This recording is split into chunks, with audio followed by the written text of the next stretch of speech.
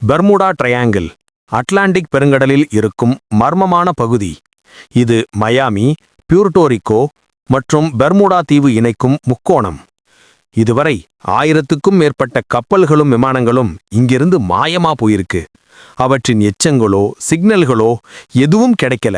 1945 நடந்த ஃப்ளைட் 19 சம்பவத்துல 6 இராணுவ விமானங்கள் ஒரே நேரத்தில் காணாம போனது. அந்த பகுதியில் கம்பஸ் திசை மாறி கருவைகள் பழுதாகிடும். இதற்கு காரணம் மேக்னெட்டிக் அலைகளும் மின்னியல் மூடுபனியும். சில கோட்பாடுகள் படி இது மற்றொரு உலகத்துக்கான கதவி என்று நம்பப்படுது.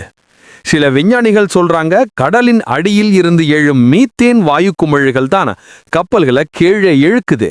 சிலர் நம்புறாங்க இதுதான் அட்லாண்டிஸ் என்ற காணாம போன நகரம் இருந்த இடம் என்று. 2009 செயற்கைக்கோள் படங்களில் விசித்திரமான ஒளி சிக்னல்கள் கண்டுபிடிக்கப்பட்டன. ஆனா அவற்றின் காரணம் இன்னும் தெரியல. அங்கு அடிக்கடி ஏற்படும் திடீர் கடல் சூறாவளிகள் மற்றும் நீர் சுழல்கள், அதாவது வாட்டர் ஸ்போர்ட்ஸ் கூட மர்மமான காணாமற் போனலுக்கு காரணமாயிருக்கலாம். சுவாரஸ்யமான ஃபேக்ட்ஸ் தெரிஞ்சுக்கணும்னா லிஸ்டோபியாவை சப்ஸ்கிரைப் பண்ணுங்க.